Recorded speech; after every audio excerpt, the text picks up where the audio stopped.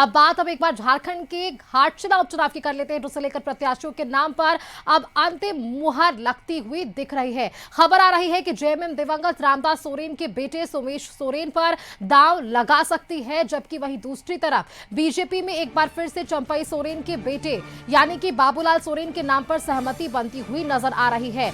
साल 2024 में हुए विधानसभा चुनाव में रामदास सोरेन ने बाबूलाल सोरेन को 22,446 वोटों से शिकस्त दी थी। तब जयराम महतो की पार्टी के उम्मीदवार रामदास मुर्मू भी तीसरे नंबर पर रहे थे। बीच में यह भी खबर आई थी कि रामदास सोरेन के बात में ये जानकारी मिल पाई थी कि उनकी तरफ से भी ये चीजें बिल्कुल स्पष्ट थी। उनकी जो पत्नी है सूरजमणि सोरेन जेएमएम के टिकट पर वो भी चुनाव लड़ सकती हैं और बीजेपी भी उन्हें उम्मीदवार बदलती हुई नजर आ सकती है। लेकिन अब फिलहाल ये अटकलों का बाजार जो है वो गर्म होता हुआ नजर आ रहा है। सोमेश सोरेन के नाम पर मुहर लगती हुई नजर आ रही है।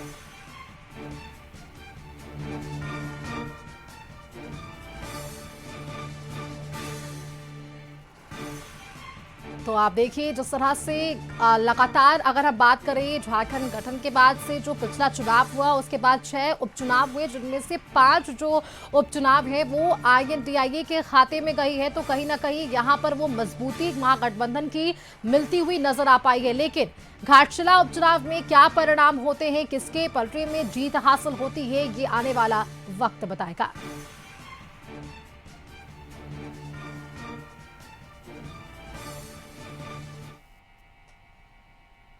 और इसी खबर पर अधिक जानकारी के साथ हमारे साथ न्यूज रूम से प्रधान संपादक अनुराग ठाकुर जुड़े हुए हैं, उनका रुख कर लेते हैं।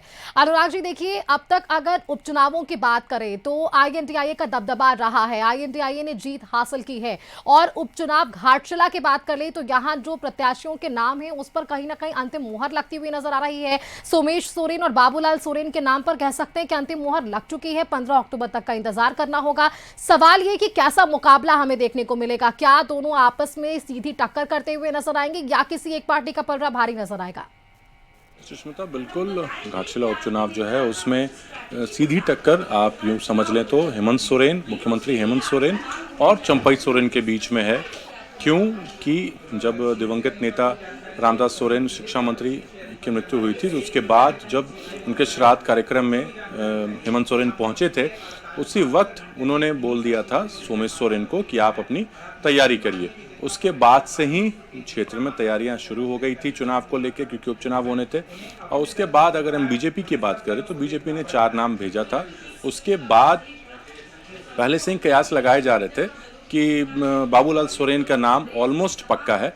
उसके बाद अभी जो सूचना आ रही है कि बीजेपी ने बाबूलाल सोरेन का नाम पक्का कर दिया है, चंपई सोरेन के पुत्र का, तो वो वहां से उपचुनाव लड़ेंगे और वहीं जेएमएम से भी इनका नाम पक्का है। तो अब देखने वाली बात यह होगी कि अगर हम टक्कर की बात करते हैं तो पिछला चुनाव, अगर चुनाव की बात करें तो 22,000 वोटों से जीते थे रामदास सोरेन, तो वो अंतर काफ़ी है।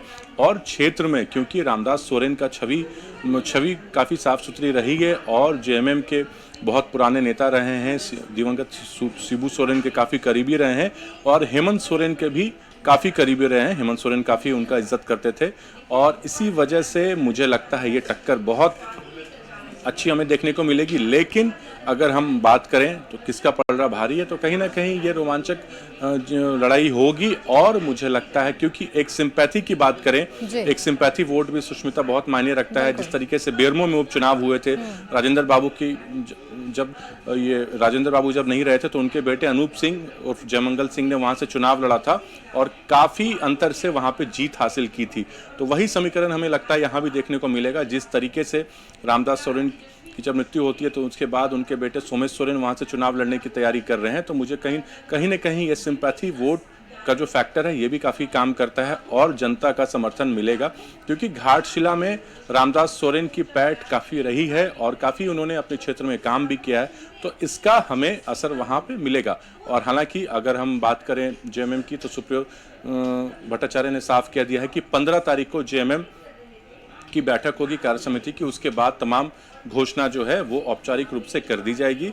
और उसी दिन बिहार चुनाव को भी, विधानसभा चुनाव को लेके भी 14 तारीख तक का जेएमएम ने अल्टीमेटम दिया है कि सीट शेयरिंग को लेके इन्होंने 12 सीटों पे अपना डिमांड रखा है। अगर 7 तक सीटें भी, 6 से 7 सीटें भी मिल जाती है तो जेएमएम मुझे लगता है मान जाएगी। अगर उतनी भी नहीं मिलती है तो मुझे लगता है जेएमएम बागी तेवर दिखाएगी। जी सुषमा। बिल्कुल अनुराग जी, बेहद शुक्रिया आपका हमारे साथ जुड़ने के लिए, तमाम जानकारियां हमारे दर्शकों संग साझा करने के लिए। क्या कुछ समीकरण विधानसभा उपचुनाव को लेकर यहाँ पर देखने को मिल रहा है।